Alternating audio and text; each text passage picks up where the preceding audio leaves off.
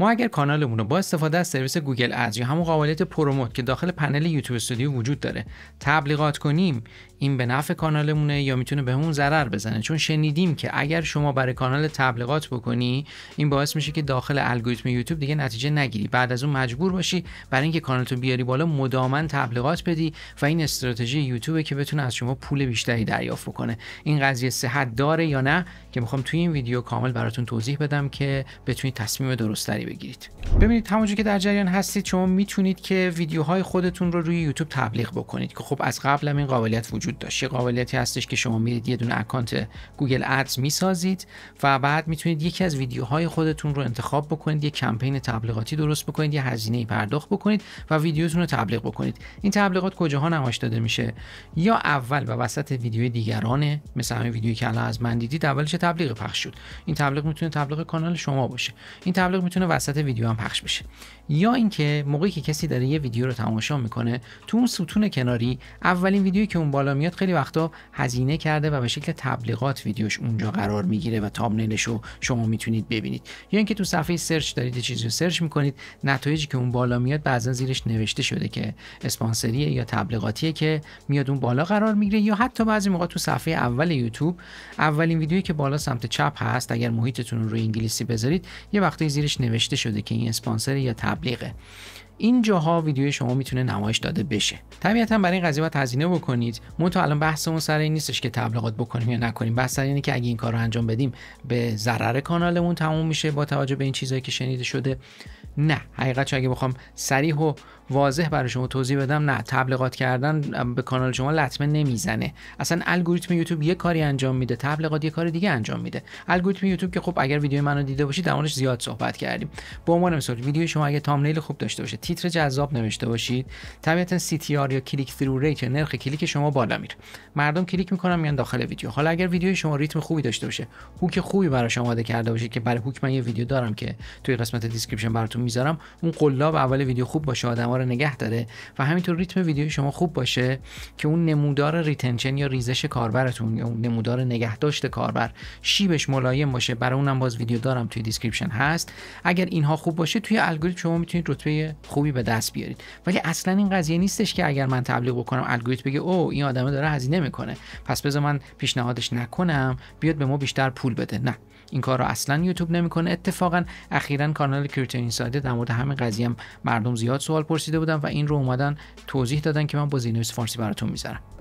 It's a topic with misconceptions that can cause creators to hesitate, and today we want to myth-bust a common question, which is, will advertising hurt my channel's organic performance? No. Your video's organic performance and its performance as a paid ad are two separate processes. The performance of one does not impact the performance of the other, and here's why.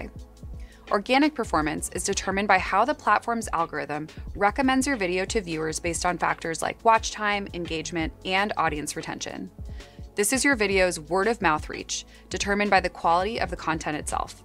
Whether or not it also runs as an ad has no impact. Paid ad performance is determined by the budget and targeting settings.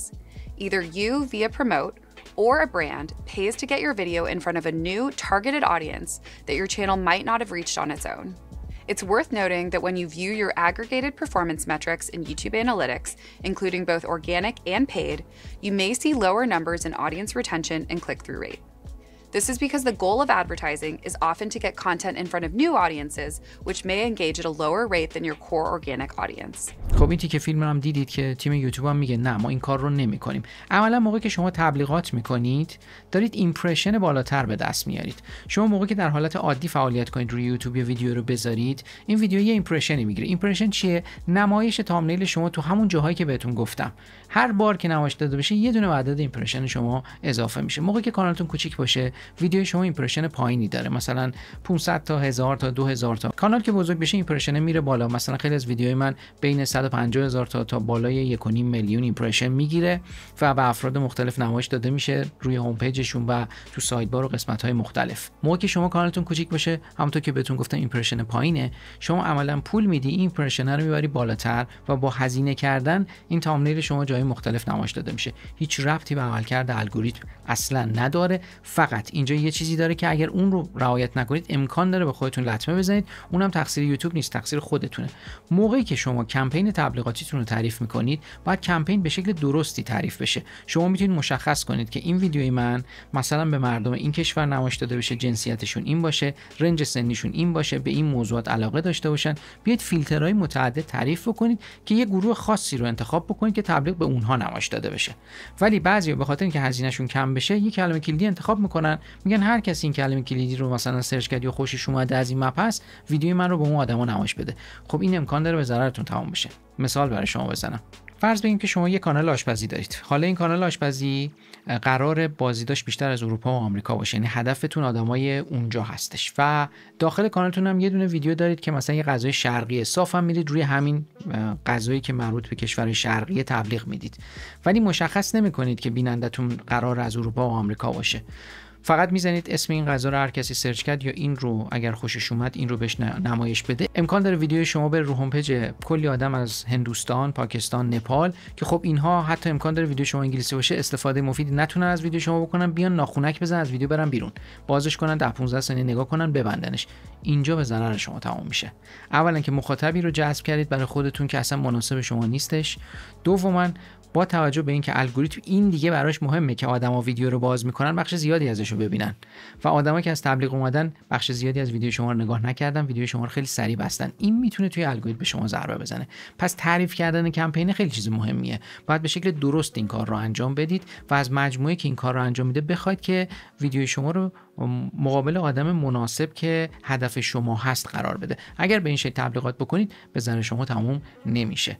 من قراره ویدیوهای بیشتری در مورد تبلیغات روی یوتیوب در آینده نزدیک داشته باشم که سعی میکنم که ضبط کنم و داخل پلیلیست قرارش بدم. ویدیوهای دیگه این پلیلیست رو اگه میخواید نگاه بکنید یه نگاهی بهش اینجا بندازید، چیزایی به درد بخورید داخلش پیدا میشه.